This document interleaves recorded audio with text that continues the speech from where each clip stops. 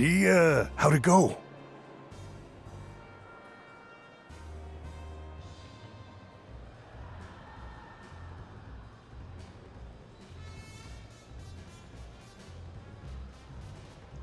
Got everything on the list. Everything? Even Freddy?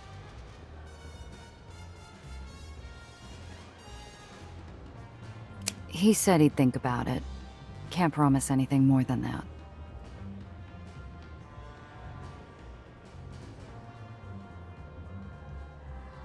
That's good. Better than good. It's more than I could have hoped for.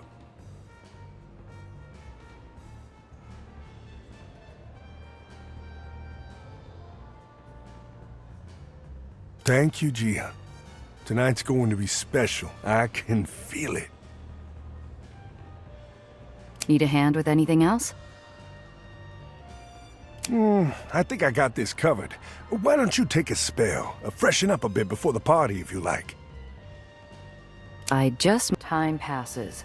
I'm back at the dance hall, hand on a thrumming wooden door, a chorus of joy and life on the other side. A tender ray of light peeks through the crack. I take the invite and step inside.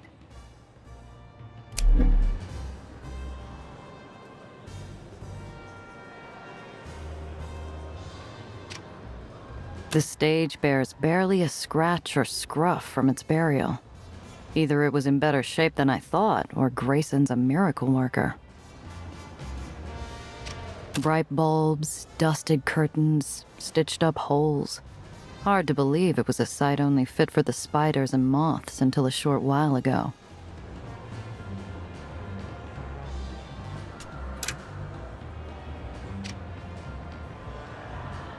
I can barely see Benny's hat around the sea of suits and skirts. He's a little bolt of energy, bouncing in and out around the crowd to reach me. Holy cannoli, Gia! The line's already running out the door. How are we gonna pack them all in? We'll manage. If they're sticking around long enough to wait, I doubt they're in a hurry to run off.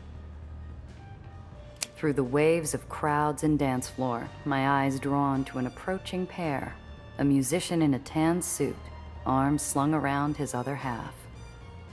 Freddy. Finished thinking, huh? You made an effort to talk me over. I decided to give you a shot. Blame Grayson for the rest. Hey, now, I didn't need to do much talking at all. All I did was return Mr. Toots to his rightful owner. What you did with it after was your biz. Mr. Toots? My trombone.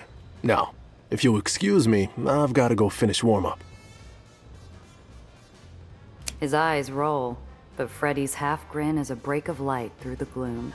He pats Grayson on the shoulder and takes to the stage with his other partner, Mr. Toots. Anyway, before things get busy, I wanted to tell you something. Thanks, you two. I never gave up on seeing the Swan in business again, but this is like stepping back in time.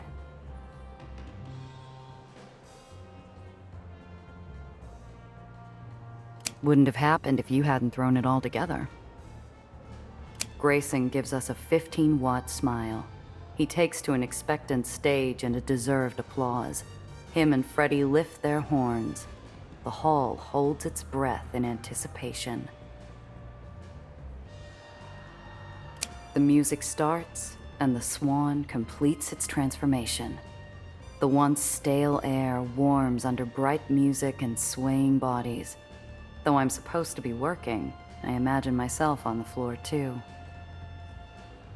Not every day you get to enjoy the same party you're working. Oh, yeah, that's right. We're still on the clock. Underground's expecting party coverage. Testimonials, quotes, pictures, the whole kit and caboodle. All anonymous, of course. I'm going to keep an eye on the floor. Catch up with you later, junior reporter.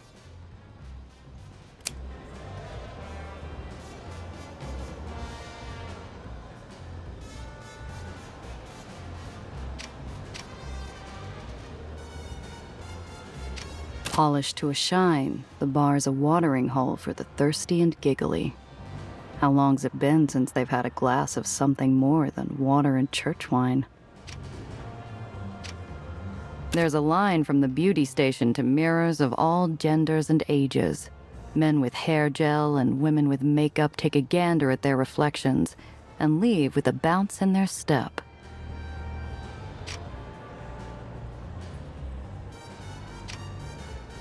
I look across the room, and the world slows.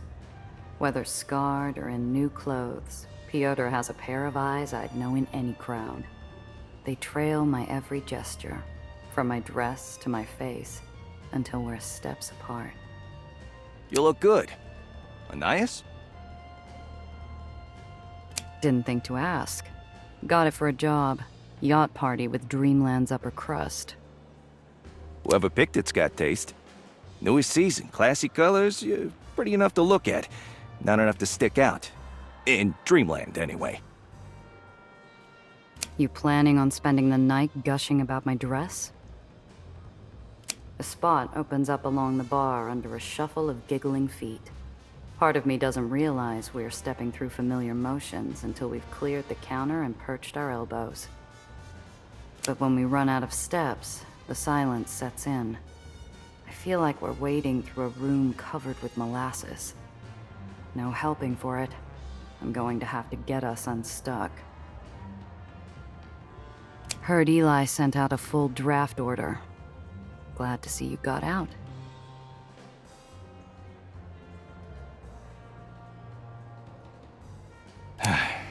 It was close. Came back from a job, saw the notice. Barely had any time to grab my kit before they started kicking doors down.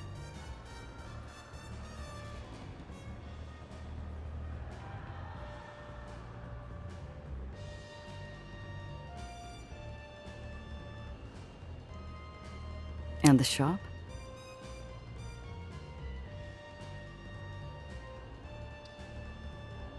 Haven't been back. My guess, it's ashes. Knowing White Street, it might as well be. Whitecaps don't tolerate deserters. If a tailor ran without any friends or family to punish, that didn't leave many targets. Heard something about the general, though. They say 8-Shot ushered him onto the final ferry. That true? It's not like that. Does it look like I go out of my way to kill a baron? Surprisingly, no. Too risky, even for you. Doesn't stop people from guessing. Last I checked, top bets were professional hit, revenge mission, or vigilante action. Figured if you had a barony you liked less than White Street, Nation's Crusade would be somewhere in your top 5. Upper end of the list. But White Street's on fire, and Nation's Crusade's got plenty of smuggling jobs. Not surprising. Zio used to say in our line of work, no one benefits more from a baron tightening their fist than us. He wasn't wrong. It ain't all makeup runs. Records, films, smut, food, clothes, comics, religion, everything's a target. Pissing off every third Damon Joe in the barony.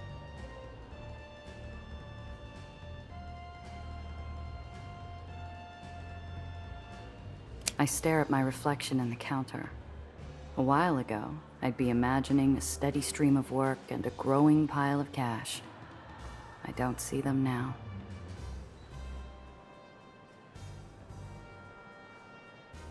Have you heard about Mr. Blanc?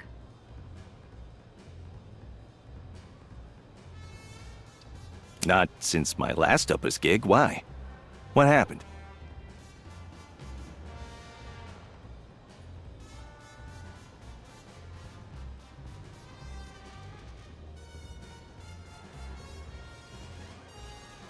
He's dead. What? No, don't kid.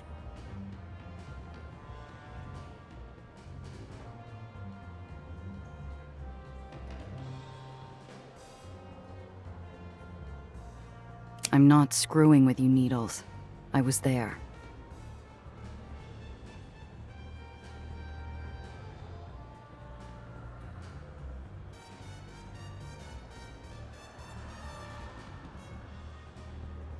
mushy air cools into a respectful silence.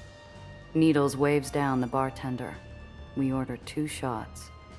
Neither are to Mr. Blanc's tastes, but we drink in memoriam anyway.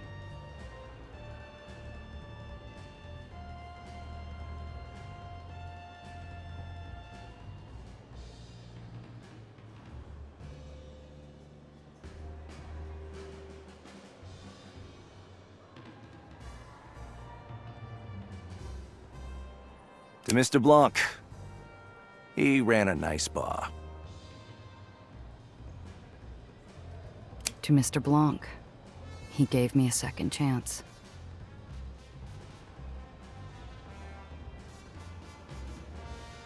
All right, Needles. What's this about?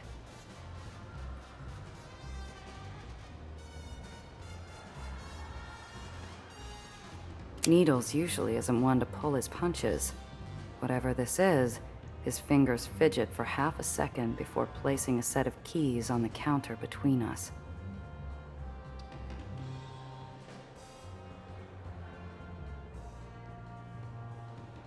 Here. 35 Chimera. Won't have all Cress's work, but it'll get you around.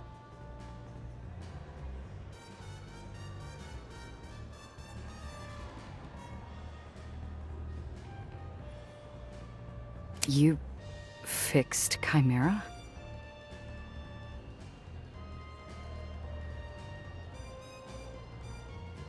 Not personally. Found it while I was still in White Street. It was like seeing a ghost. But I did a big job, someone owed me a favor, I owed you, so I cashed in.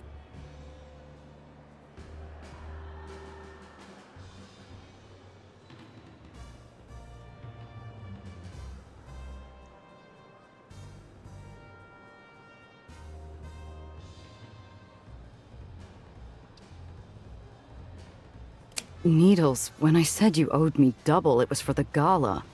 Bringing my car back's a hell of a lot more than pay up and get out of my sight.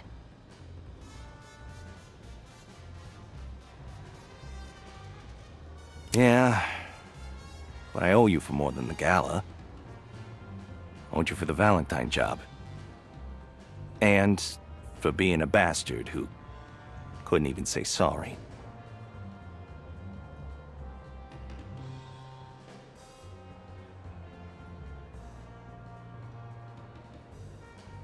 Still not hearing an apology. Damn it, Gia. I'm sorry. You wanted to know why I wasn't at the funeral. I meant to. Had my suit, a pack of cards, and a bottle of whiskey for Alfonso. Made it halfway there before I pulled over.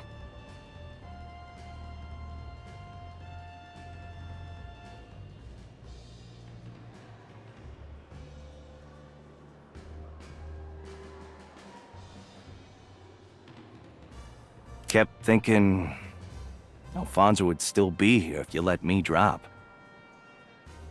Didn't think you wanted me there anyway. Not after the fight.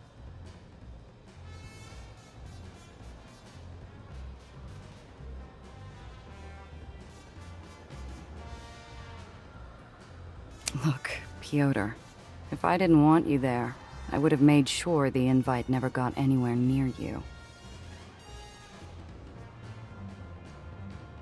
Too late now.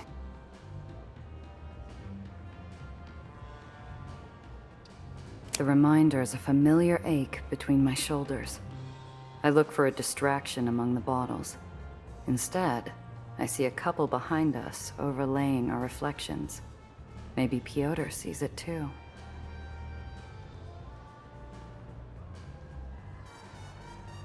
Let's play hypotheticals. Say it's the day of the funeral. This time I show up. What happens?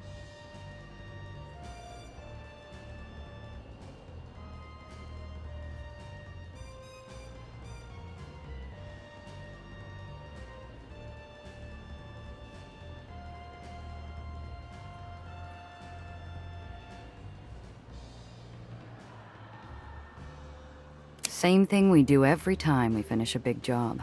Glasses of whiskey, cards, and stories. Alfonso would have liked it, as long as the stories were about him.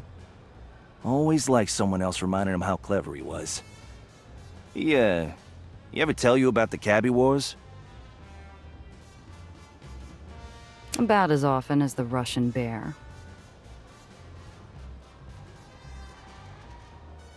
Even if we got through the funeral, I doubt we would have been okay. My rep was in the mud, and from what I heard, yours was only slightly better.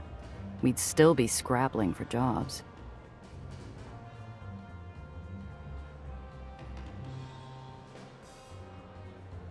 Funny. I cleaned up pretty nicely on White Street.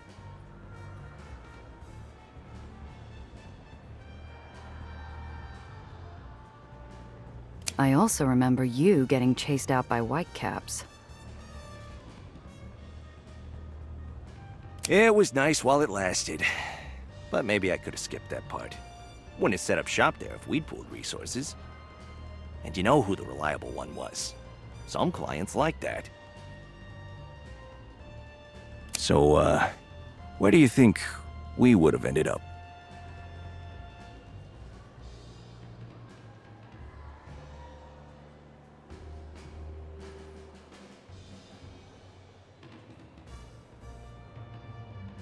I'd like to imagine we could put together enough dough for a patch of sunlight. Somewhere I'm not squinting through islands to check the time of day. Still trying to move upstairs. The uppers isn't going away, even with the heights around. It's taking me time, but my cash and name are in a better spot than they were a year ago. All this assumes we keep in touch. Think we would have given it another shot? Being together.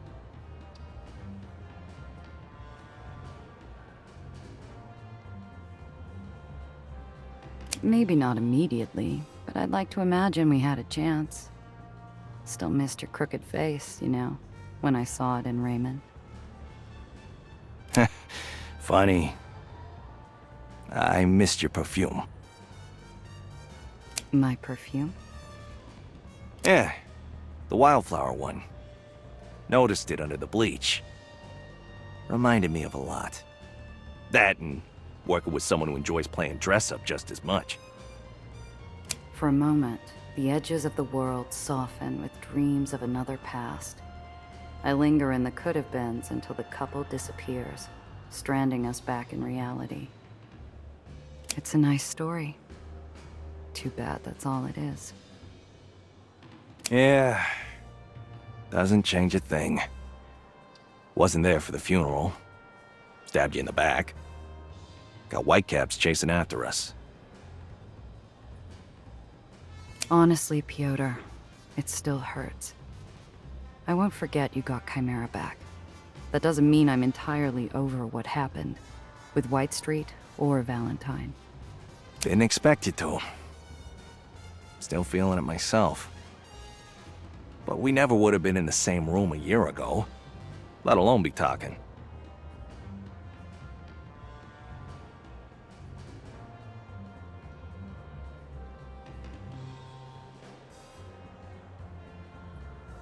I doubt this is the last we see of each other. We're both smugglers. Our work's going to overlap once in a while. And if I'm going to run into anyone else, I'd rather it be you. You're not so bad yourself.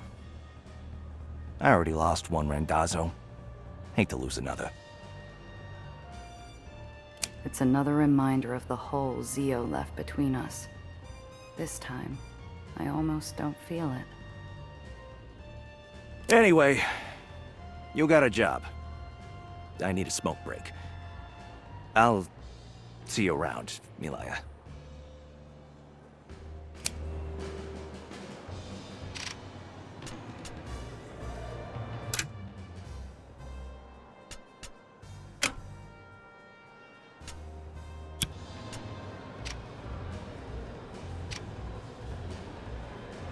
There's a trio camped comfortably together.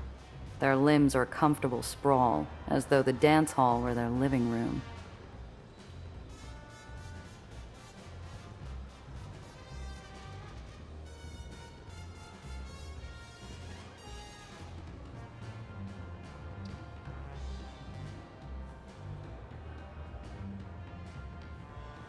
There I was, up 28 hours, my partner dead asleep, arms giving out.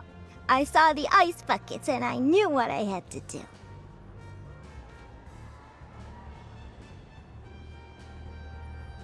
Just because I didn't see it doesn't mean you weren't wrong to do it.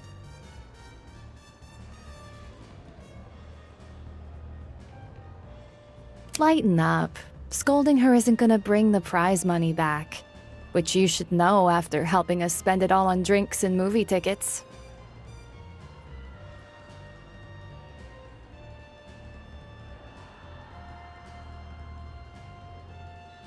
Their friend grumbles defenses into his drink, while the pair share a laugh. The handsome-looking partygoers trails off when she sees me.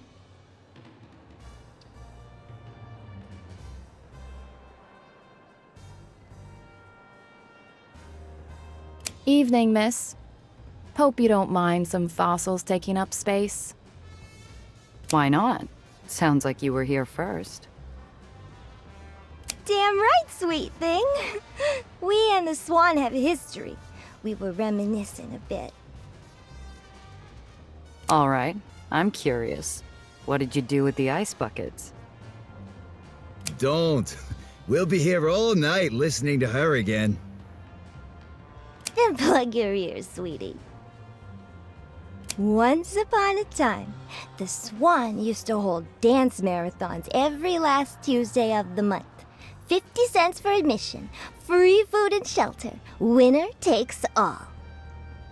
It was your idea, Clyde, wasn't it? I got the idea from San Francisco. Something to fill the hall during slow days. Fortunately, I didn't realize one of my best friends was a conniving cheat. Oh, come off it. Sadism was sexy entertainment back then. I wasn't the only one slipping smelling salts in my sleeves or dipping fellas into an ice bath. Speaking of which. So, the ice buckets. Adrian Felton keeps kicking our shins, so I dropped a bottle of red ink into their tub. How was I supposed to know he'd make a mess? What's your history with the place? We used to be regulars. I tell you how many years we've been coming, but it'll upset Minnie. I beg your pardon, Chris. The only thing she needs to know is that I'm the 5-time winner of the Swans Dance Marathon competition and marathon record holder this side of the lowers. Although if you want to see moves, you should watch Clyde. He used to teach here. Not all of us are looking to show off. Why not? Maybe I'll learn something by watching. The former instructor squints at me, then his drink. Nothing feels former about him as his hand swaps the glass from Minnie's hand in one fluid gesture. Their steps are a well-oiled music box, and each step clicks the ground like teeth against a cylinder. 1, 2, spin, dip. Clyde elegantly swings Minnie downward and upwards. And from another angle. Without a break in movement, they swap parts. Minnie to the side, Chris the lead, Clyde the follow. 1, 2, spin, dip. A perfect repeat of the first, etching the motions into my memory.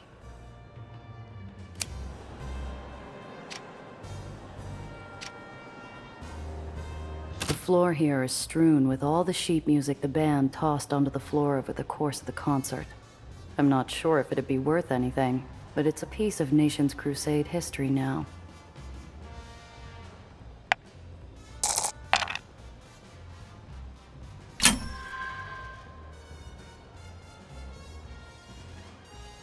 I rifle through the fallen pages, looking for something that might make for an interesting keepsake. At the bottom of the pile, I spot the final movement, signed by the band.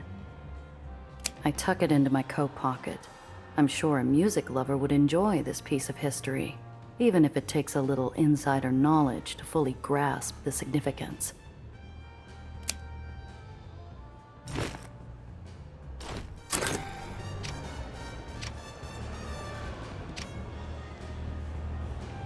Among a sea of undulating bodies, one's flopping about like it's her first time in the deep end. A teenage girl alternates between peeping at dance sheets and practicing steps solo.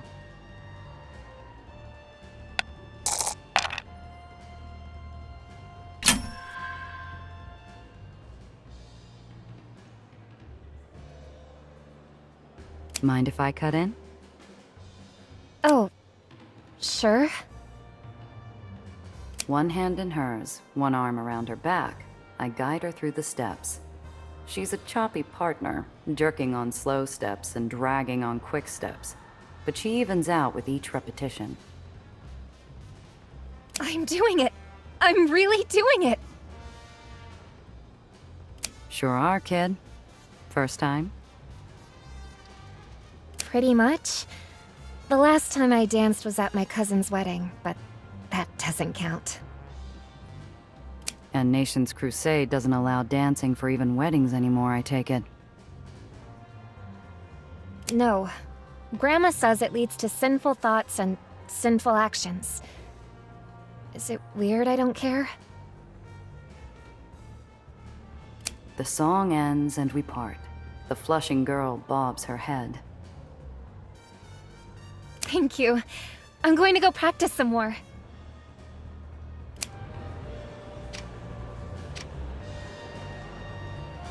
I catch Grayson and Freddy between sets. Gia, hey, enjoying the party? Freddy's humming, lighter with a trombone than an axe, but the clouds linger. When he's still too long or too short, he goes quiet. Freddy, how are you holding up? Happiest I've been in years. If that's your happy, I'd hate to see what your glum looks like. His mouth twitches downward like he's lowering the curtain on his mood. Try not to forget things roll back tomorrow. Maybe this time for good.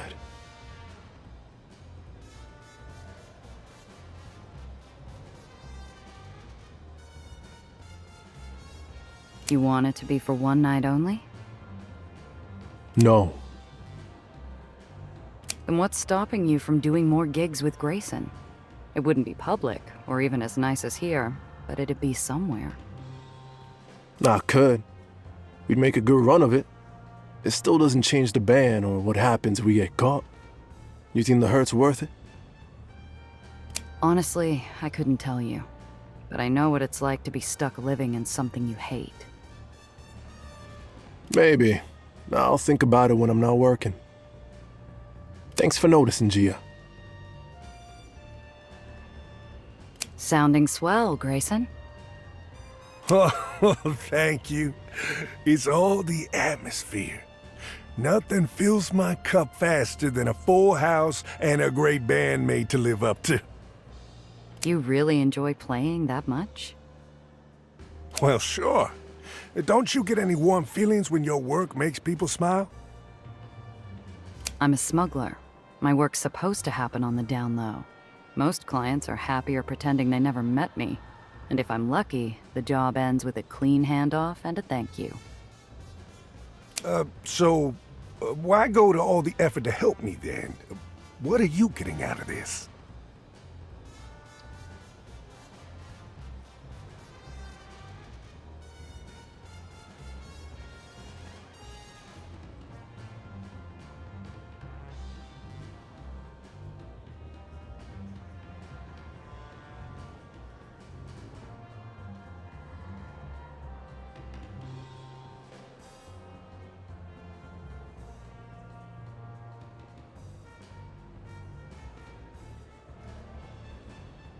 I'm working a job.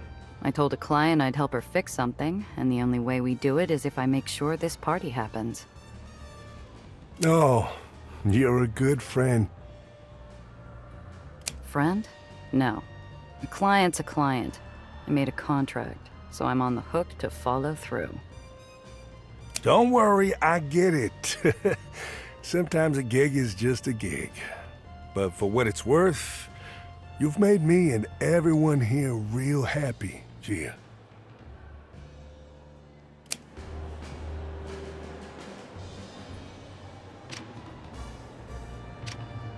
Go on, enjoy the party, Gia.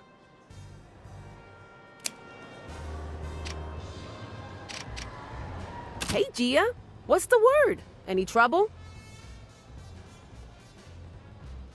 No one's kissing the floor or painting a cow between rounds of Russian roulette yet. Yeah? Any chance of that happening? Wouldn't get your hopes up. It's Nation's crusade. Even a line dance counts as a wild night out. You said it. I've been getting testimonials all night, and these people are starved for something more than sermons and speeches. Everything they do's gotta go back to goodness and duty. It's no way to live. And get this, Annie even bans the funnies. You think I can talk the underground into letting us include some in my article? Try asking after you have it written. Benny frowns, chomping on the eraser end of his pencil like it's a fat cigar. That's been tricky. I'm experiencing some bona fide writer's block. Been stumped deciding on the headline interview. What? Nothing exciting enough? Nah, that ain't it. But we need something with pizzazz. Most barely read past the headline. We want to sway hearts. We need to hook them from the start.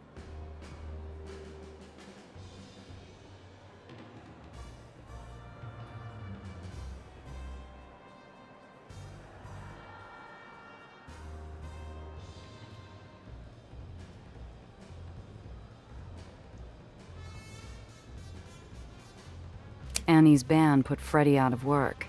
Doesn't seem like he's as at peace with it as he says he is. Huh. Yeah, that could work. Nation's crusade stopped the music. Former musician speaks out. Let's see what he's got to say. We weave through lines of bodies bobbing up and down, and wave Freddie over between sets. Sweat pours down his brow, and not entirely from effort. Something wrong? Grayson tell you about Benny over here? He said something about a reporter. He didn't say he was a kid. Aw, don't let age fool you. Name's Benny Castellano, star reporter of the Daily Crier. I'd like to interview you for the front page. Personal details redacted. How's it feel to be back on stage?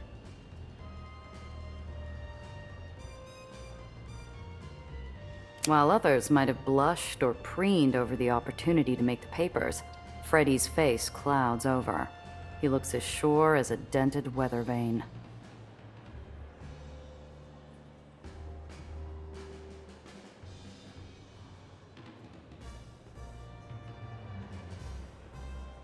Benny's a seasoned reporter. If he says he'll keep you anonymous, he's a man of his word. Freddie rolls his eyes, but there's no annoyance or rancor behind them. It's bittersweet. I feel like I'm still waiting to wake up. Must be disorienting, huh? The Swan's the most happening joint on the island. Then bam! Closed. Not because of profit or the owner packing it in, but the Baron said so. Disorienting's a word. So is painful. What happened back then? Not much, except it was sudden. I came to work and found Crusaders. They said heretical music was banned, but Nanny would show us the way. I remember Freddie chopping up kindling and feeling a thump to my gut. Benny furiously scribbles in his notepad. If you have anything you'd say to Annie, what would it be? Annie, I respect you, but you're wrong. You took something I loved and called it sin. Me, Grayson, every musician who stepped on stage, we aren't evil people. Shrieks of delight cut into our conversation. It starts as a startled gasp and builds into a room full of awe. What the hell is that?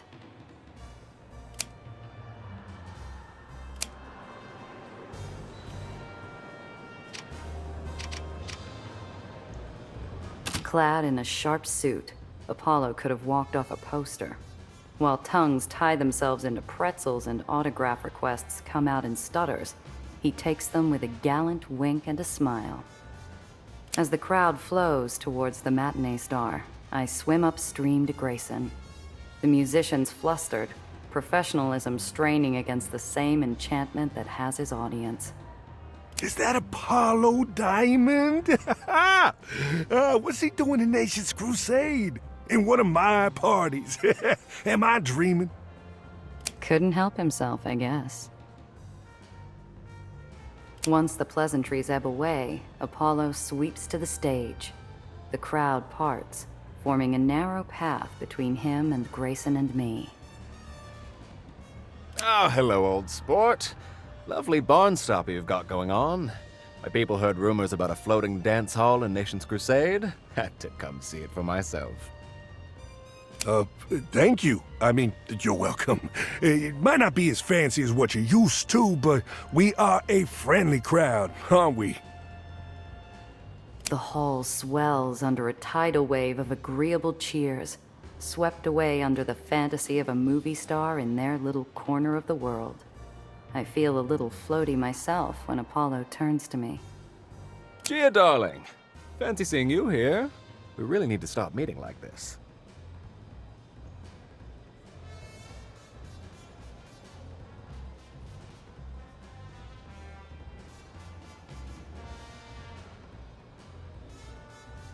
You tell me. Why is it you just happen to crash a party whenever I'm on the invite list? Luck, I suppose. He reclines back onto the edge of the stage like it's one of his sets, effortlessly drawing the room into his orbit. I heard all the dance halls closed years ago. Good to see the folks of Nation's Crusade still know how to have a good time, eh? Another wave of cheers fills the hall, but Apollo's churning something. Beneath the smiles and whispers, ripples of discomfort, sadness, and resentment pass through the crowd. You know, I never quite understood Nation's Crusade's thinking. Sure, morality and goodness and all that, but why's it gotta be so drab? I don't think it should be. A good number of us don't, in fact. We wouldn't be here otherwise. Oh, that's the spirit. I've been to my share of parties. Never have I seen someone struck down over one. Well, except when someone tries skipping the bill. The crowd chortles along, but it's more than politeness. They're hanging on his every word, drinking up visions of a world lost to them. Joy makes us human, after all. What's more human than enjoying life, eh? We only get one, so let's spend it dancing. Hit the floor, tap your toes, turn to your neighbor and ask, Gia, would you dance with me?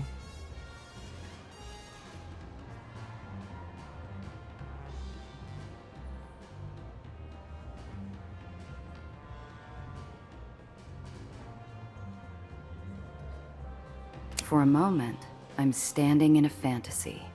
Soft motes of light around an outstretched hand from one of the city's most desired bachelors. But then, I picture myself standing across from a familiar pair of pretty blue eyes. Thanks for the offer, but I've got someone else in mind. Well, no loss then. Knock them dead, darling. I feel a flutter in my belly, like it's the days Needles and I were dancing around budding feelings instead of bad memories. Just like back then, all I had to do was walk up and ask. Up for a dance, Pyotr? Always, Milaya.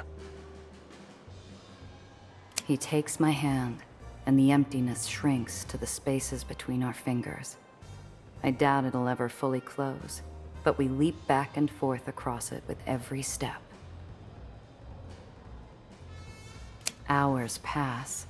While the early risers and the lightweights slip off into the night, Needles and I take advantage of the extra space to take turns swinging each other around the dance floor.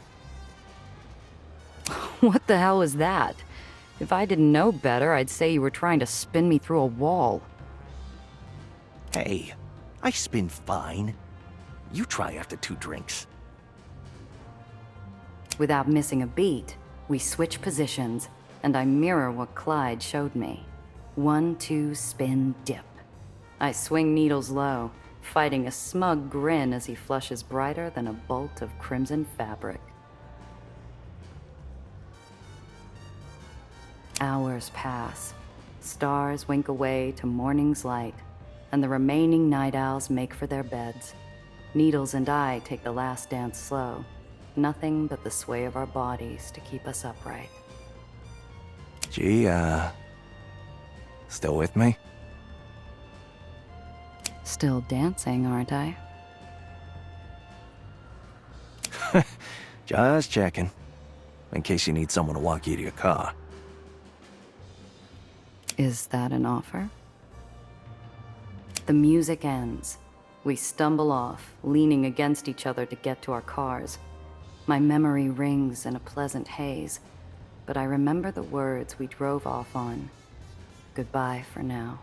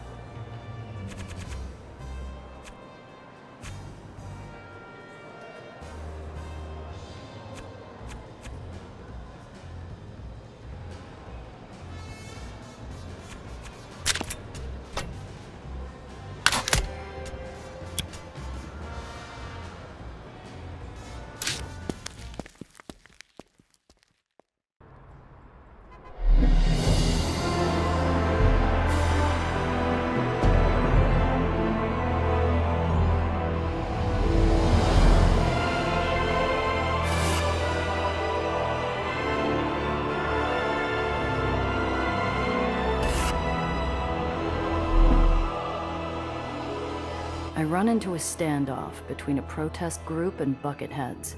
The former pilgrims have blocked off the street while a painter airbrushes a secular mural on the side of a nearby building.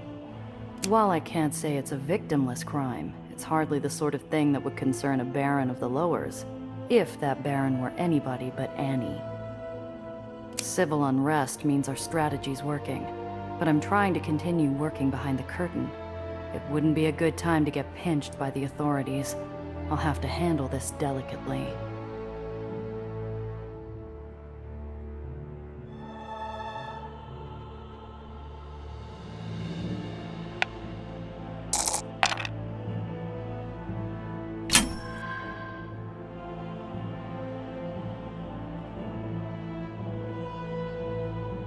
After looking over the airbrush, I follow the trail of its hose back to a compressor tucked away in the alley. If I can jam up the airflow, maybe I can induce a malfunction. I step out of my car and head toward the rabble-rousers, stepping discreetly on the air hose as I blend into the crowd. Behind me, the artist shakes the brush as the flow of paint stops. I wait for him to crank up the air pressure in an attempt to clear the jam, then strategically lift my foot off of the line. The air rushes toward him, popping the top off the reservoir and showering the bystanders with red paint. I take a moment to feign shock with the rest of them before I make my way quietly back to the car.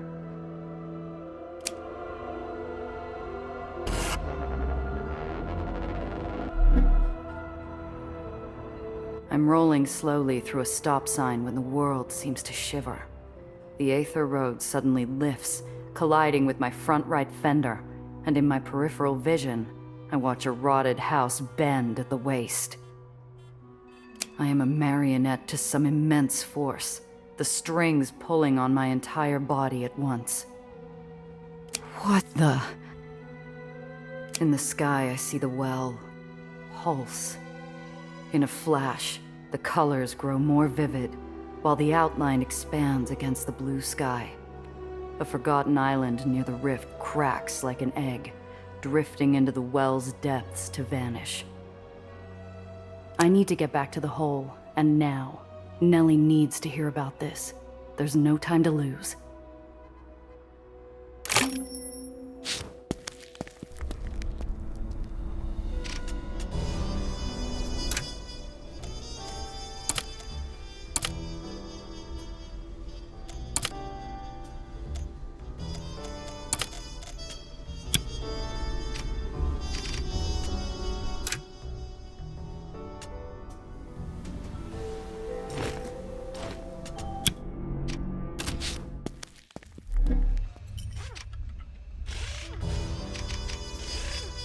Look what the cat dragged in.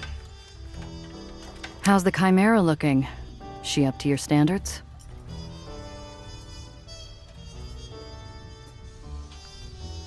She's getting there.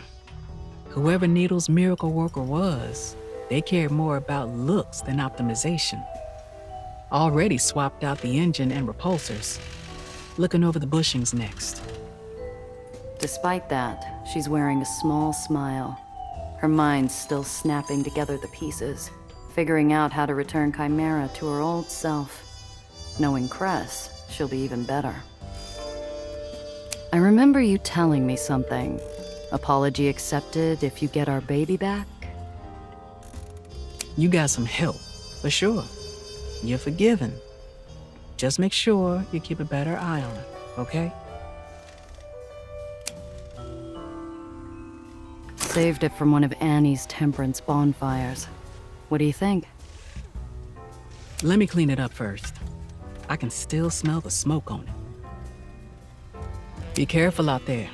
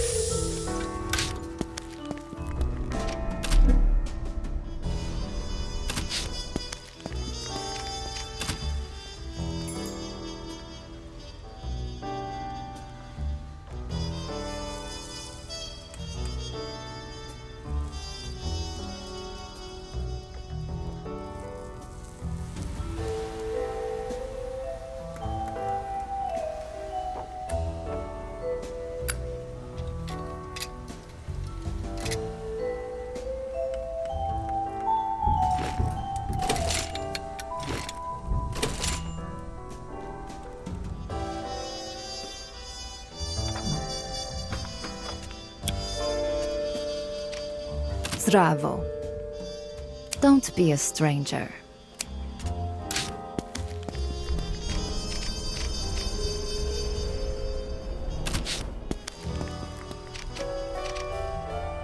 Benny is at his usual table, humming a familiar tune, tapping his foot. It takes me a few to clue into Benny's tune, then I remember why it's so familiar. It was one of the numbers the band was playing at the dance hall. It looks like young Benny has fallen prey to the insidious dancing bug. Hiya, Benny. Or should I call you Twinkle Toes? Hardy ha ha. I thought it was kind of fun is all. Who knows? Maybe I'll check out the scene sometime. Only you don't really know how to dance. Yeah, I kinda got the idea, but I'm not sure how to put it all together. I'd like to hit the dance floor and look real smooth, you know? I think I can help with that. Luca, Gardner, front and center. Thomas, turn on the radio. Find something jazzy. Huh? What's up? What can I do for you, Miss Randazzo? Hope you wore your dancing shoes, boys.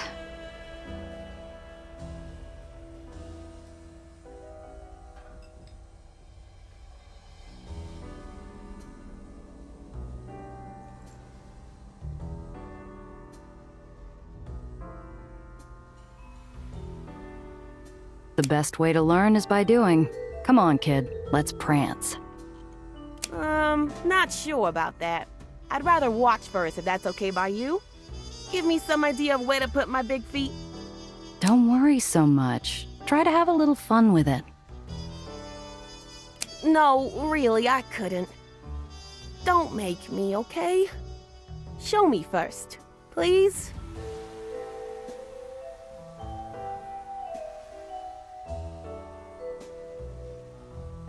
Benny is so self-assured and brash that sometimes I forget he's just a kid.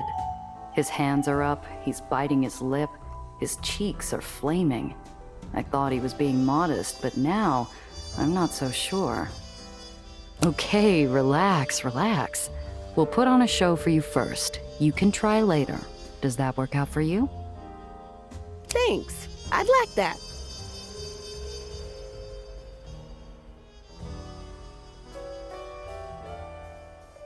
Your lead, big guy. All right, miss. We can show the kid here how it's done.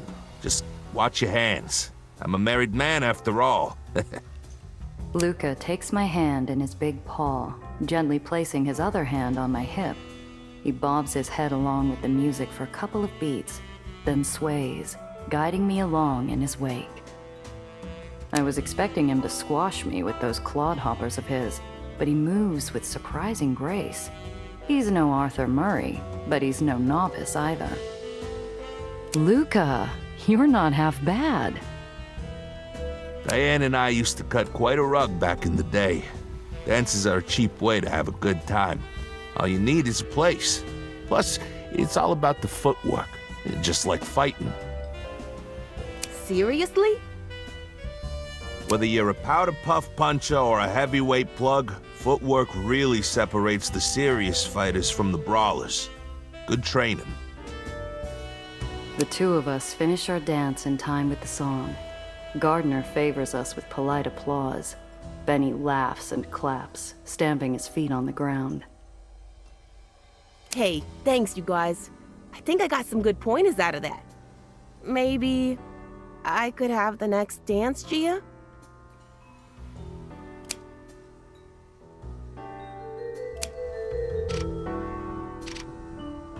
I didn't realize you made house calls. Yes. Hand me that socket wrench, will you? Wow. How did you ever afford all of these swell tools? I paid for them. Some with money, some with favors. Now, the socket wrench. Did you make that arm? No. How did you lose your arm? Choking a cub reporter who asked too many questions and wouldn't hand me a socket wrench. Do you know which paper they wrote for?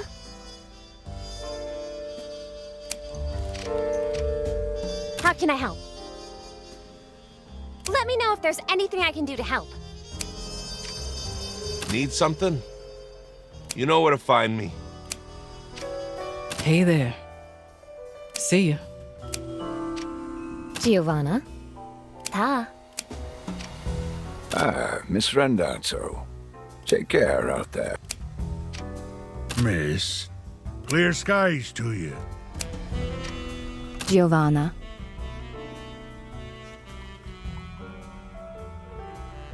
See you soon. Hey, Gia. If you hear something juicy, let me know.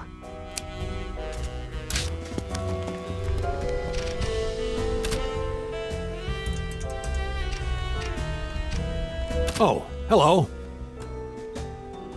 You don't seem nearly as eager as Hollywood to start a revolt.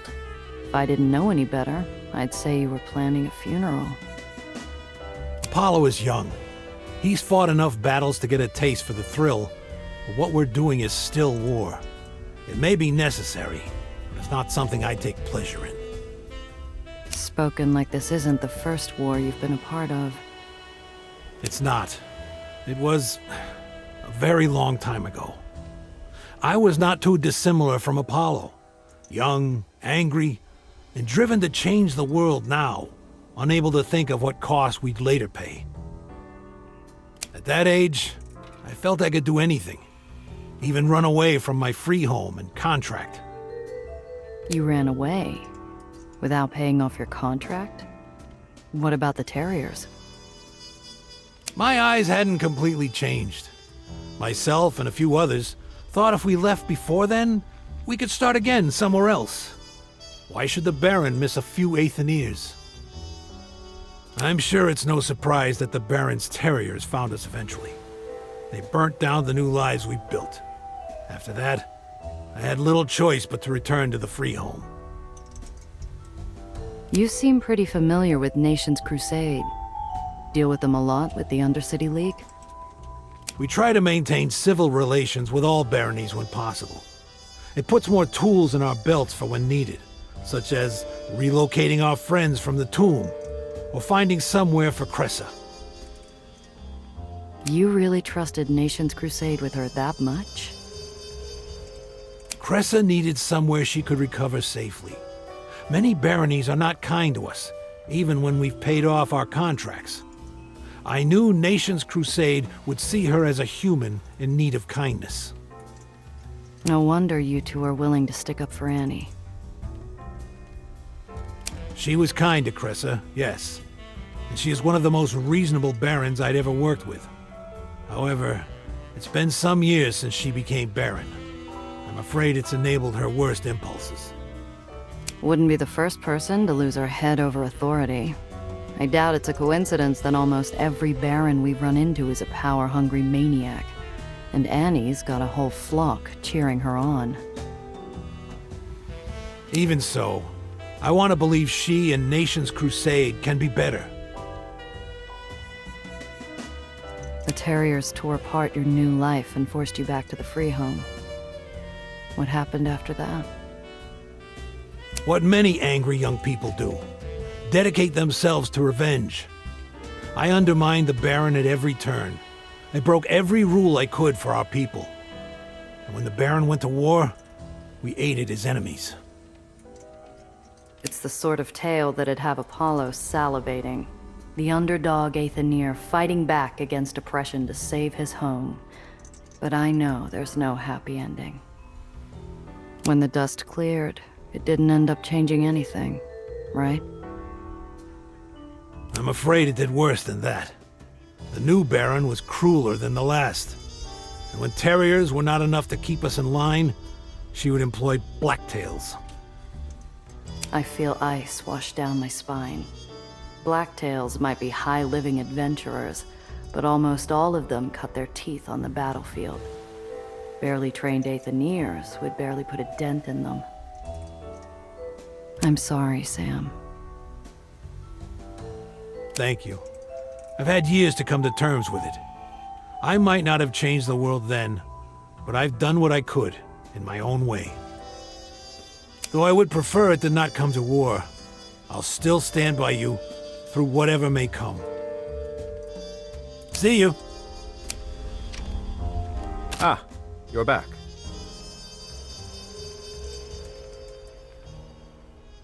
So is this the first civilian revolt you've set in motion? Come to think of it, yes, I believe it is. Do I sense an impending reprimand? No, I'm just as responsible for it as you are. I'm fine with making reckless calls when it's just my own neck on the line. This is different. Damn right it is. But let's not be uncharitable, Perhaps a better word than reckless might be bold. Try pitching that to a mother who's just lost her kids because of a civil war we started. Look, this outfit has to come together. I have to make it more than just a rabble of ragtag groups. And Annie's a clear target. We're giving them a symbol, GM. An alternative. Something better to look toward. Yeah, but how do we know things will get better? Anything's better than this, darling. You already know that. Got any fun Hollywood gossip for me? Oh, really? I thought you were above that sort of thing, Gia. I don't know where I went wrong to give you that impression. Trust me, darling. You're better off not knowing those sordid tales. Fine, then. Tell me about your movies, at least. What was it like making Sunset Parade? Like that one, did you? Well, here's something even the tabloids won't tell you. My lovely co-star, Dora. Theodora Fife, you mean? Naturally. Sweet girl. Very talented. Curses like a drunken pirate. We could hardly get through a scene without her showering us in expletives at least once. What? But she seems so... Mm-hmm. Exactly, darling. Between that evening at Soaps and our little floating dance hall soiree, you seem to have a talent for party crashing. All part of the job, don't you know? Yeah? Which one? Well, both. I'm only useful in this fight so long as I can get places other people can't. Whether that's behind a velvet rope or in a speakeasy somewhere, I'll always pop up where I'm least expected. For a second, I thought you were going to say least wanted. Ask around, darling. There aren't many rooms in this town Apollo Diamond's not welcome in. Not that you would have noticed, with your face buried in that Russian fellow's shoulder all night. See you soon.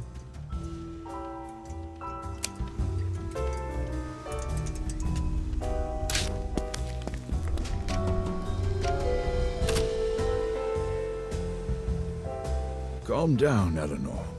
What do I always say? A panicked researcher finds only the worst outcomes. But I need to do something, Professor. Would you wait and see if a hurricane were about to break all your windows? Nellie turns to me as I approach, her face a twitching mess of conflicting emotions. Alistair maintains a detached air, his face unreadable. It's the well. Daisy picked up a spike in etheric activity. It's escalating, Gia. Really, really fast. Yeah, I know. I just watched it tear apart an island. I came here to tell you. I have an idea. But with how fast it's growing, the room for error is high. Don't you see, Professor? This is exactly why I have to do something.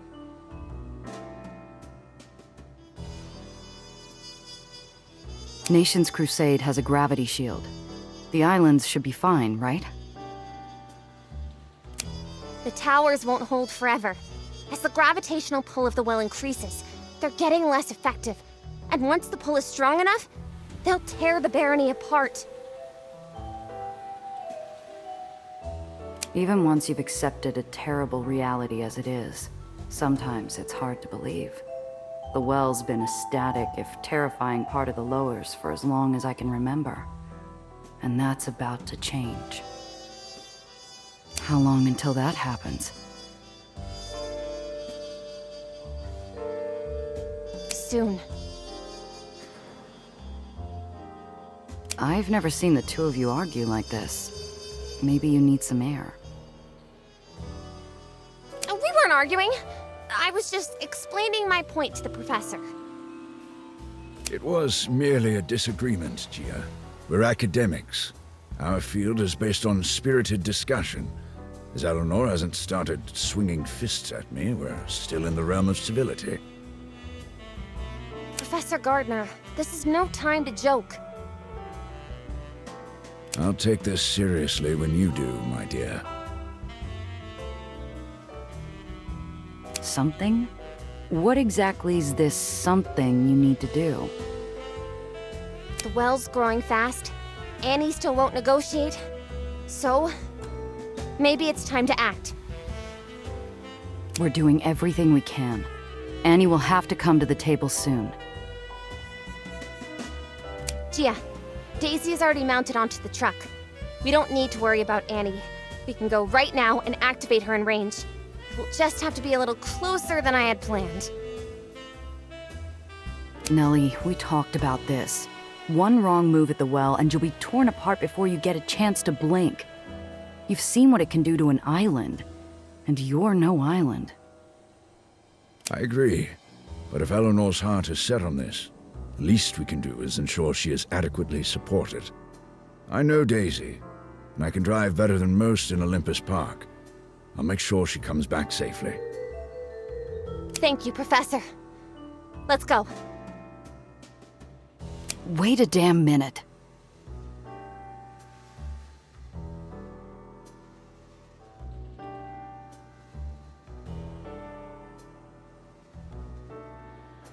You're not thinking straight, Nellie. You're stressed. I get it. But you're rushing into this. You think the well's going to blow up without giving us a warning? Assuming delta U equals Q minus W, and Q is... Okay, then we have to consider... No, we're not at critical levels yet. But I still need to... Lenny's getting done, kid. The underground's greasing the wheels to get the Aether towers you asked for. You can do things nobody else can do. We need you here, doing those things. Now, hold on. Eleanor is right to be concerned. The well is a phenomenon poorly understood. She may not have enough information for a reliable predictive model. Thus, I believe she may be right.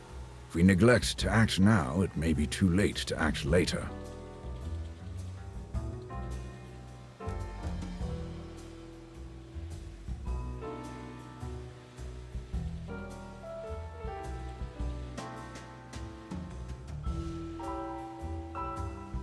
Professor, I know Nellie trusts you, and I'm sure you have a lot of pull where you're from, but you're not in charge here.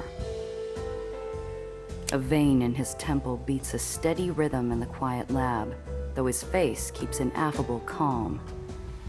I'm sure that Eleanor can make her own choices. As you said, she trusts me. Come along, my dear. Let's prepare the truck. No, Gia's right. We need more time to get ready.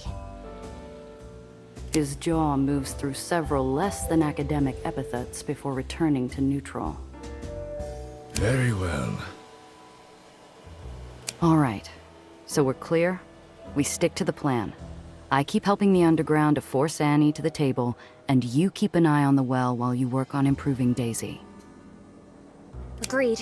I've been panicking in part because, well, I'm behind schedule on a number of features. Maybe this is the push I needed. Which features are you behind on? Well, the first several tests came very close to explosive decompression, but I think I have that solved. The biggest problem now that that's solved is shielding to protect us from radiant efflux while the machine is running.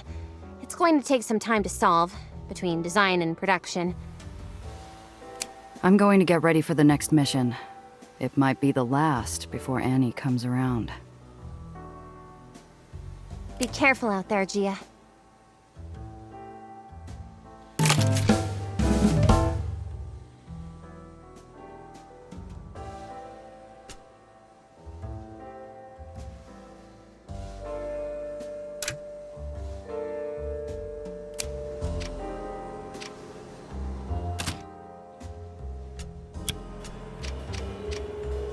How can I help?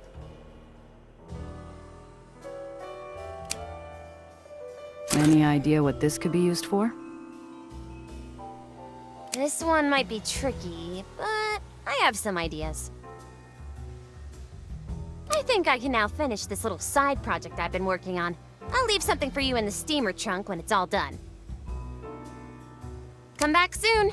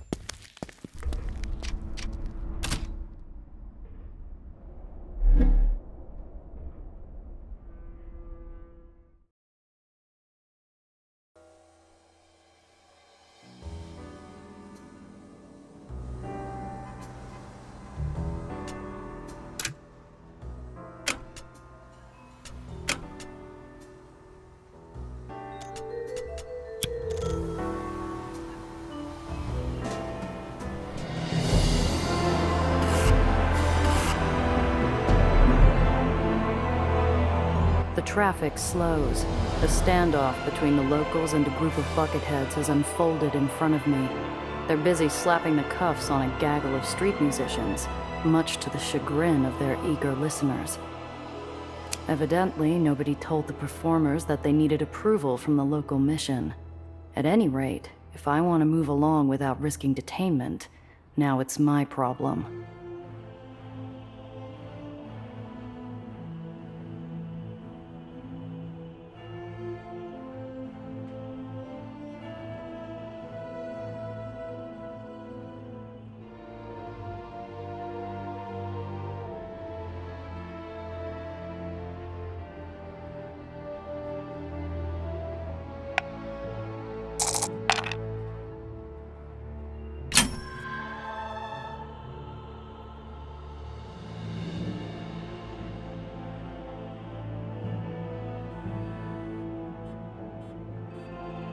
I pull my car into the gap between the protesters and the bucketheads, forming a barrier as I roll down my window.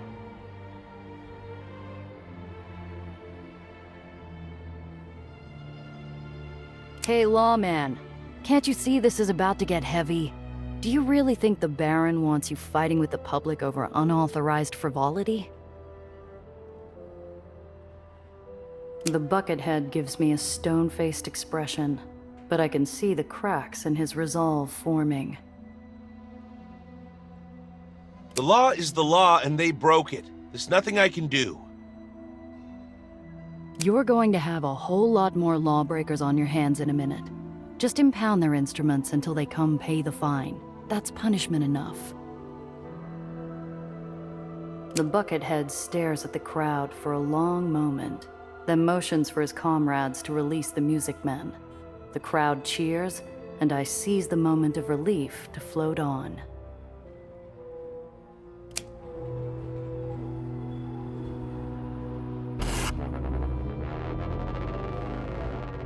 Before Annie's religious revival, this island was steeped in sinful enterprise. The pilgrims drove the pleasure houses out of business, leaving behind a bunch of boarded-up husks. Smugglers looking to lie low are the practical sort, though. Once you can get past the notion that you're sleeping in an old brothel, they're an easy place to crash when you're looking to lie low.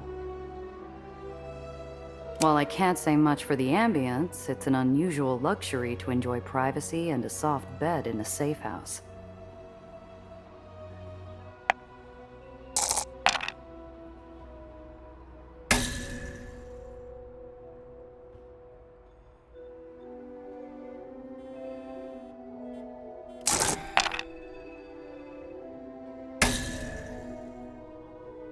I'd say the place has been picked clean, but there's nothing clean about it.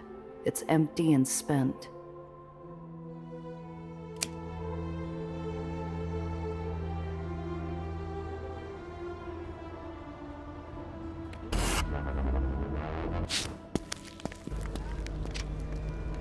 I wade neck deep into a lake of humanity.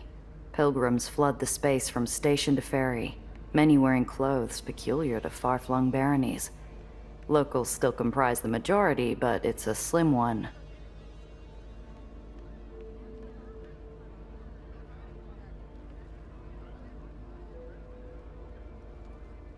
All right, Benny. What do you know?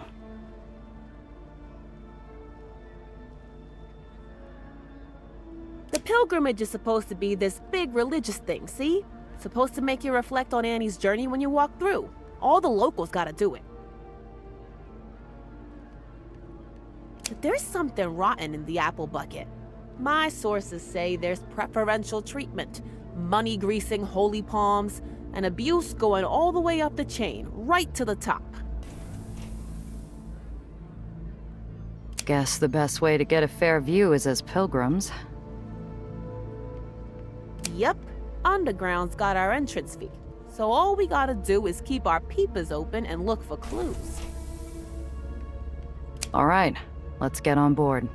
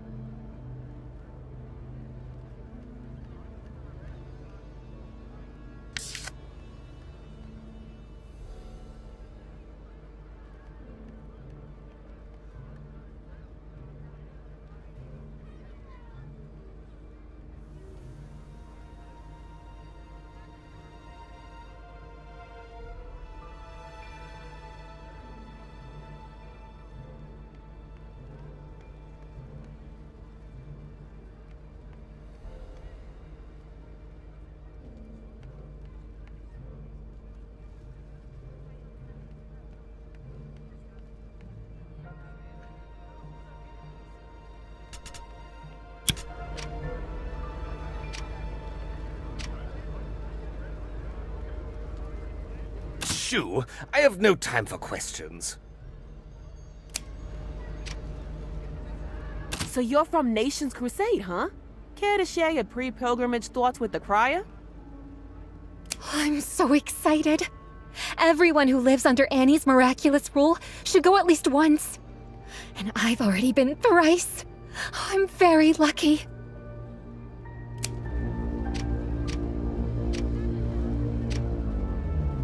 As we step in a line, Benny pulls a notepad from his pocket. I can't see what he's writing, but his furious urgency suggests a live transcription of the people around him. I'm here for my monthly visit. I live close, you see, because I come once a month. Yes, of course I brought a donation.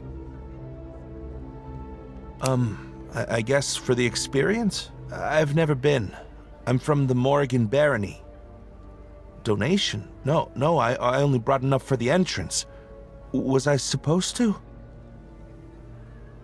I am merely here to see the sights. Yes, my first visit from Bottle Hill. The Soul? I think there's been a mistake. I might be a first-time visitor, but I'm a regular sponsor. Pastor Zachary has me on the other list. Now, excuse me. I'm here to learn. Oh, my second visit. First and a half. No, I can't afford a donation. We went through that the last time. Uh-huh. Duly noted. Here's your pass for the Sol. The Sol? Wait a damn... dang moment. I was on that route last time, and I'm lucky my head's still in one piece. Doesn't me coming back mean anything? How about me being from Nation's Crusade? It's out of my hands, miss. I'm just following guidelines. Both ferries will get you to the pilgrimage site. Gosh darn it. Fine. But I'm coming back to haunt you if something goes wrong. Please refrain from blasphemy and swearing when you reach the site. Next. Next. Please state your names, purpose of visit, if you've previously taken the pilgrimage, which barony you're from, and if you'd like to make a donation. Benny Big Mouth Castellano, reporter for the Midtown Crier. Here with my associate, who will introduce herself. Gia Randazzo, here to make sure my associate gets what he needs for the story. Well, isn't that swell? I have 2 spots open on the Solomon. It's our most scenic route. Just a moment. I gotta confer with my associate here. Benny takes a few steps to the side, lowering his voice. I get the feeling he's about to suggest we pedal a bicycle to Annie's walk instead. What? My reporter sense is tingling. I've seen this before. They're giving us the cushy route to butter us up. You want to get to know a joint? You gotta see how they treat the little guy. I take a few steps back to the booth.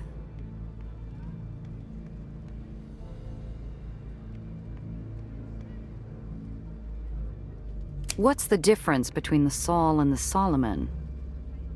The Sol's route is themed around the mistakes and triumphs of the past. The Solomon's route is themed around having the wisdom to see the path forward. And how do you decide who boards which ferry? Well, many of our most generous supporters prefer the Solomon. They tend to book in advance. Most walk-ins board the Sol.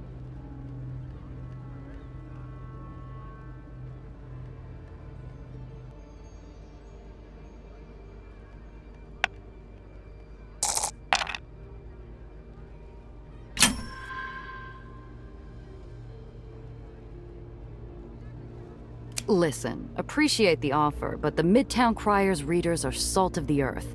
They want to know what the everyman experiences. We'll take seats on the Sol.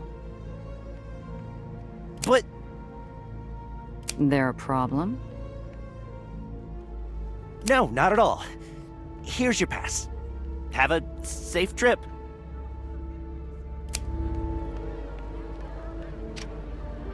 Pilgrims from the uppers are a strange sight.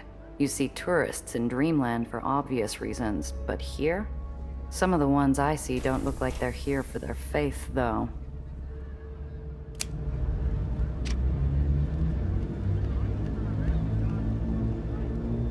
Pardon, friend. You look like you're from out of town. I'm here to find, well, I guess what it all means. Annie started a mission on my island, and it turned my whole life around. I just want to know more.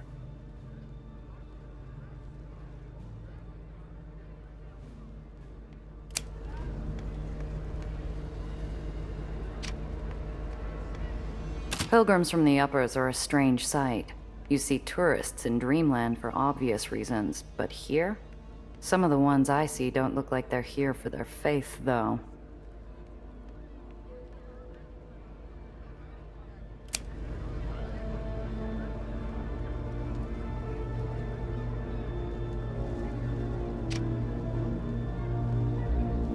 Benny and I load up our cars and step out onto the deck.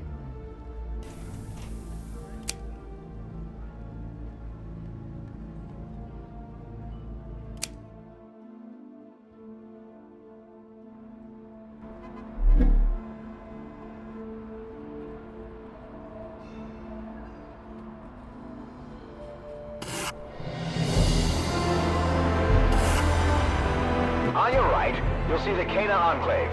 It's the site of one of Annie's first missions. It was places like this that would later provide lessons for Annie's later work, like Gethsemane.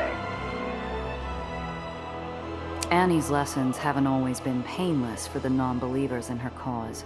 What happened at Cana was retold in breathless whispered rumors. It's outwardly pretty, though flaws crack through the exterior here and there. A burned-out lamppost, a rusty gate. The money isn't coming into Cana.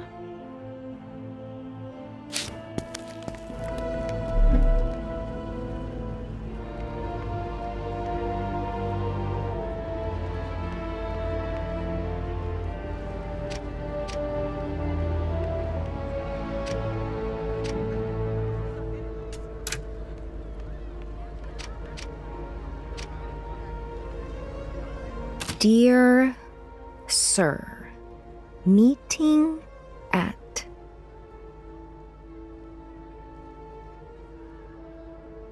I spot Ida alone on a bench near the edge of the deck. Her index fingers tap carefully on her lap, pushing into a sheet of paper diagrammed to look like the keys on a typewriter.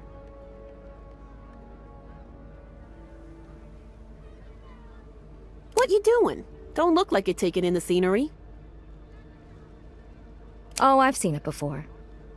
It seems like a good time to get in typing practice instead. We're still a long way off from the pilgrimage site. Anything worth keeping an eye out for? Not much. The big attractions are on the Solomon's route, I hear. No sparkling juice for us either.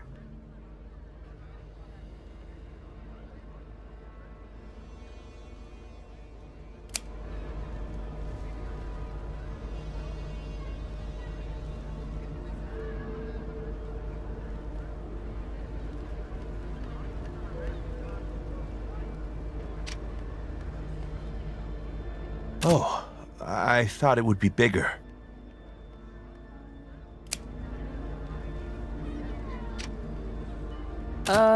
Need anything, miss? So, Cana Enclave. This was one of Annie's first gardens, right?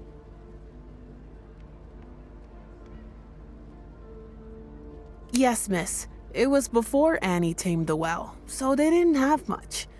But she came every day to work the plot, and people joined her. They grew something, and more people came.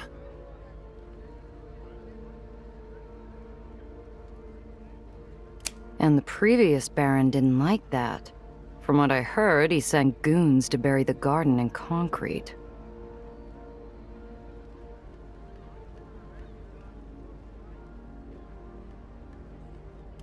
Yeah, but Annie stopped them. It was one of the first times she stood up to the Baron before, God softened his heart.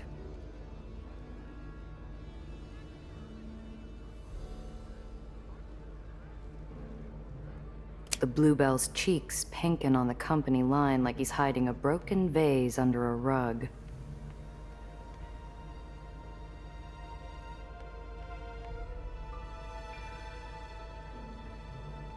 Surprised Nation's crusade doesn't keep it better maintained.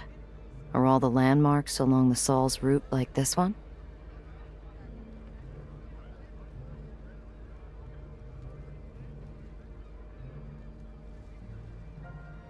Well, humility is next to holiness.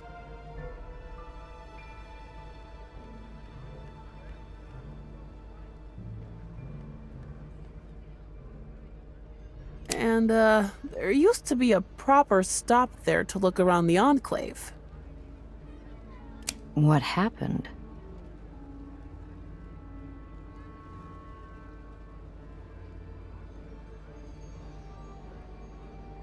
The staff was transferred to a different mission, or something like that.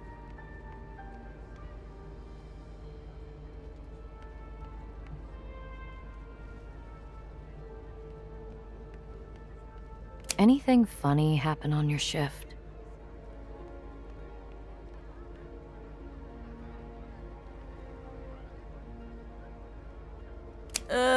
Someone got airsick on the last journey. I had to do a deep clean. Not a fan. Uh-huh.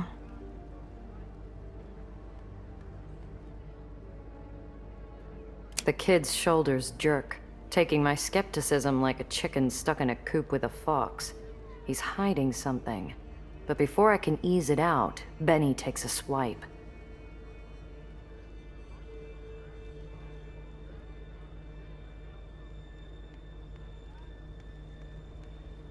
Aw, can the twit. I bet you know all the secrets around here.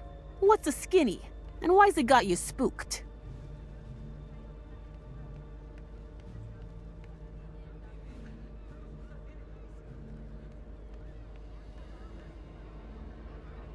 Oh, look at the time. I have to chase the seagulls off the deck.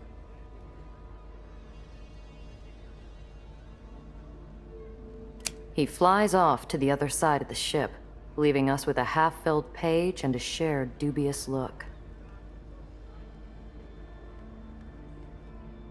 You're thinking it too, right? He knows something. Maybe. Next time, try a lighter touch.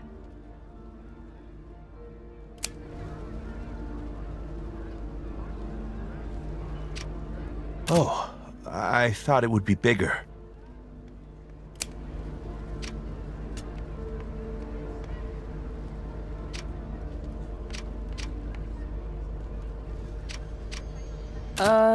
Need anything, miss?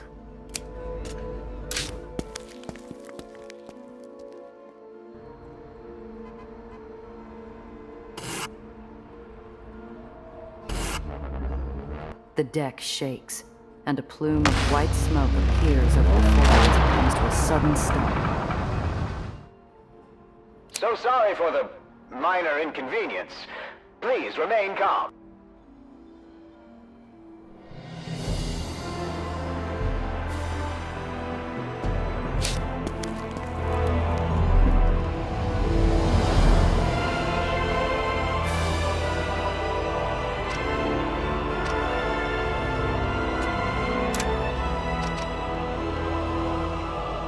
So, how do you like Nation's Crusade? If I wanted to move...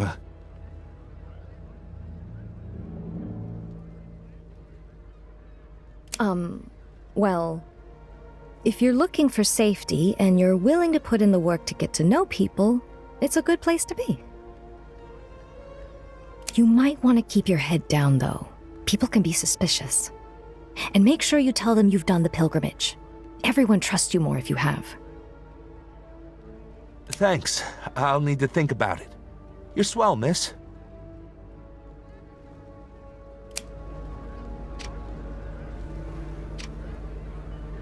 spot a bluebell fiddling with a steaming pipe. He tries in vain to wrap a roll around the thing. This one is no Aether near. Hey kid, you look like it's your first time with a pipe and it just insulted your mother. Let me give you a hand. Okay. He hands me the tape, and I fish around in my pocket for a moment before withdrawing a coin and pressing it against the leak. I quickly wrap the tape over the coin, eliciting a sigh of relief from the kid and the pipe. Thank you, miss. I gotta go let the captain know. He turns to run off, but turns back to look at me instead. His face twists like he's debating a stupid idea, but his lips move of their own accord. Hey, if you hear something that sounds a lot like someone whistling in the jailhouse now, you should hit the deck. Probably.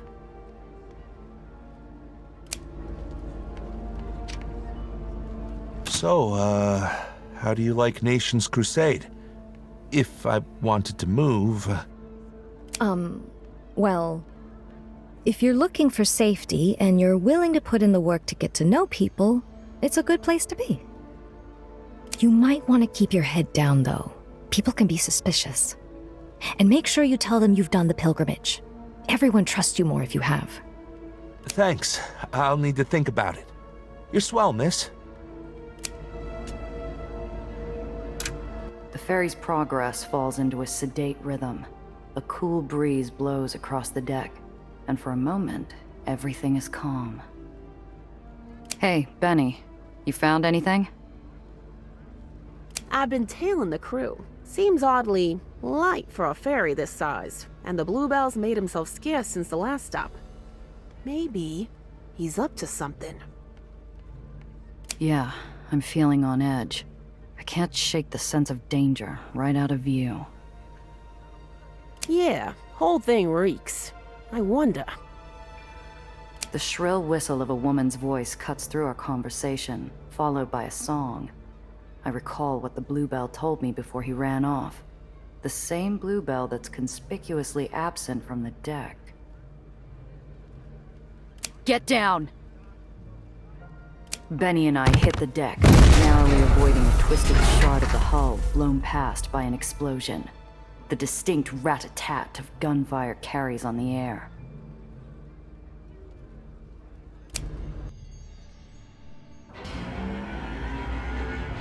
Oh, this is gonna be fun!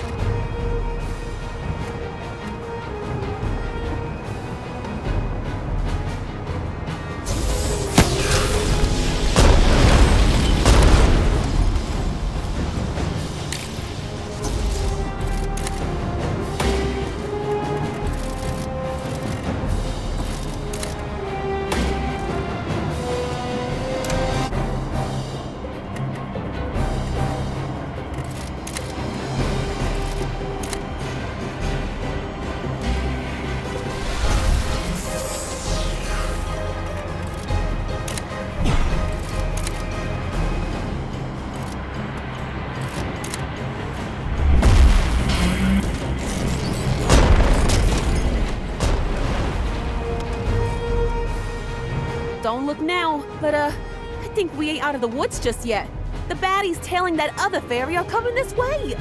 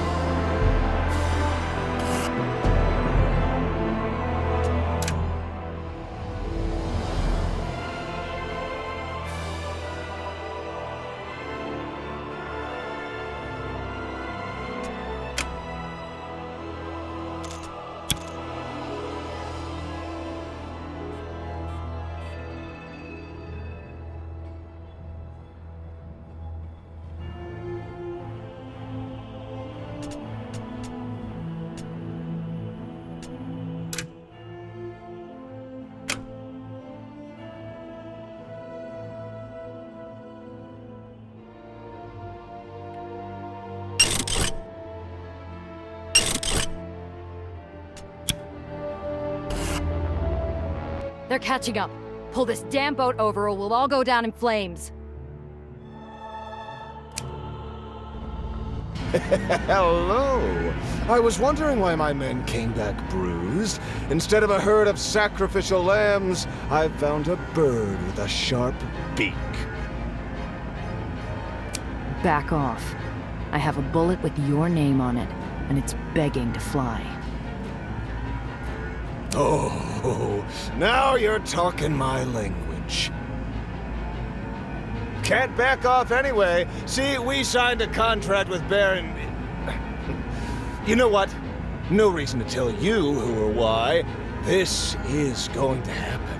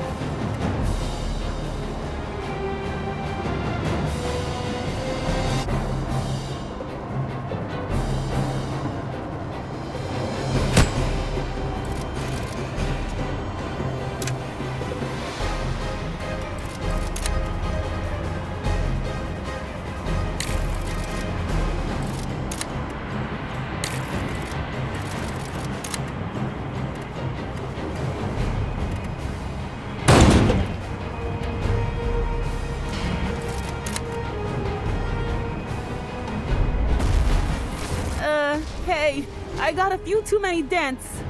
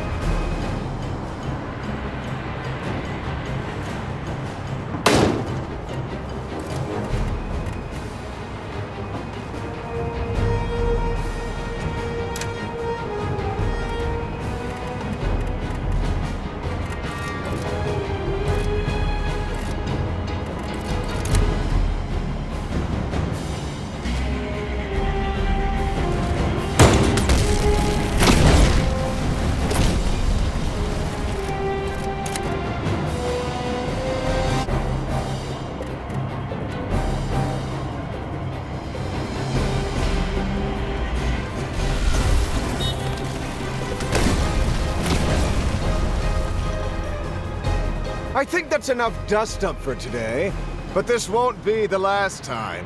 Be sure to tell any of your friends planning a little trip.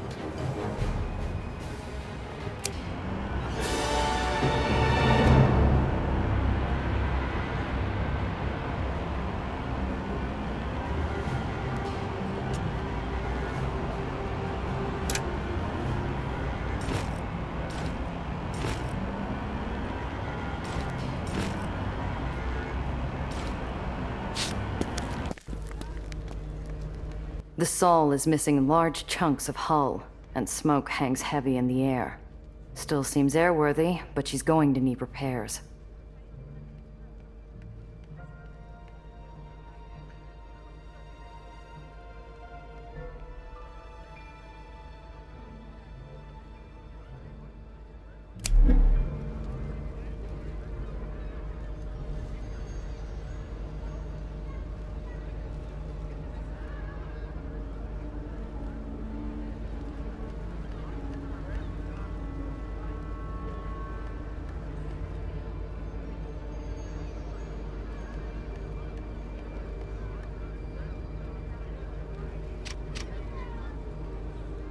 That poor man. If I'd have just gotten him below deck sooner.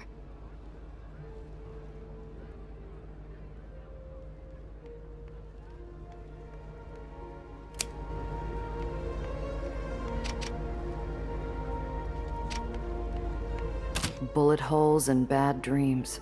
Just another day in the lowers.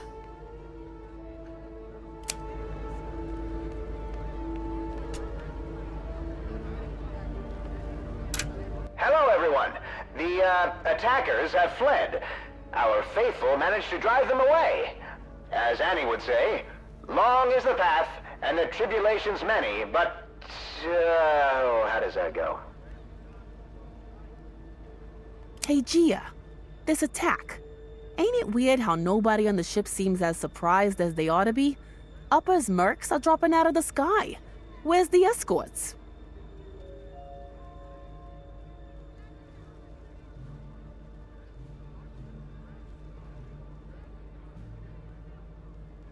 I don't know, but I know one thing. The Blacktails heard ahead of time that it'd be unprotected.